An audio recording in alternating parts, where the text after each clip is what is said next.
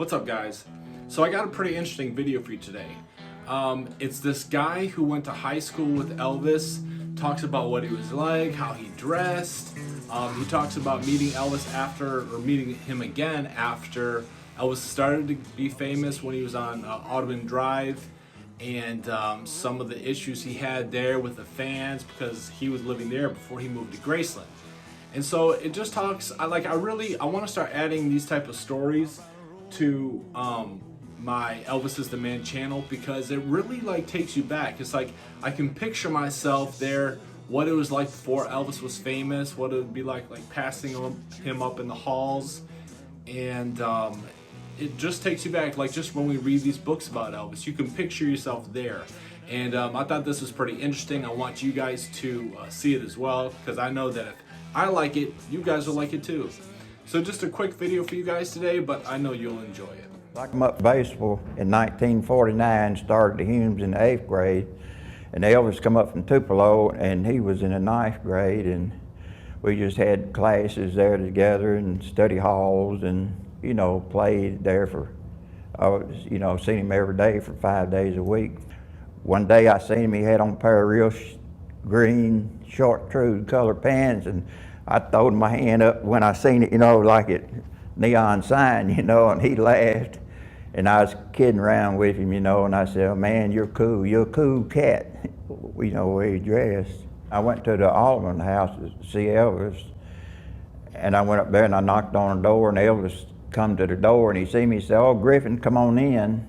And he remembered me, and he said, "I'm here by myself. Mom and Dad have gone up to Goldsmith Lowenstein shopping," and said, "Usually have a maid around here, but she went with them."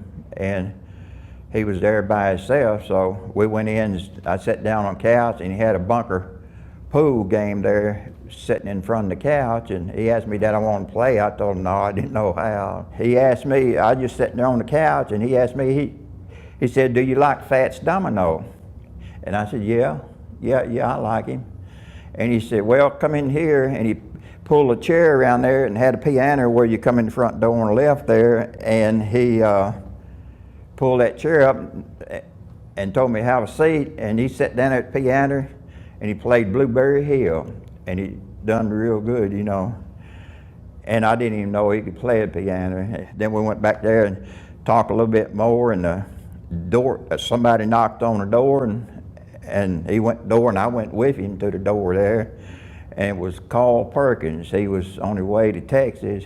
He said he just stopped by to say hi, and he was making that, I don't know, something about blue suede shoes, and he had a pair of blue suede shoes on. Me and Elvis was looking at Carl Perkins blue suede shoes he was wearing, After that, then we went back in the house and talked a little bit, and he said he was aggravated at he said he couldn't hang nothing on the clothesline back there. The girls was coming over the fence, stealing his socks and underwear off the clothesline. And he had a monkey in there called Jehu, and he's showing me the monkey, and he carried a banana in there and fed Jehu, and then, I don't know, we talked along there a little bit, asked him about Elvis liked to water ski, and he talking about he couldn't water ski no more because he had, I don't know where it was, RCA or Bob Neal, his manager, didn't want him water skiing. They didn't want him doing that.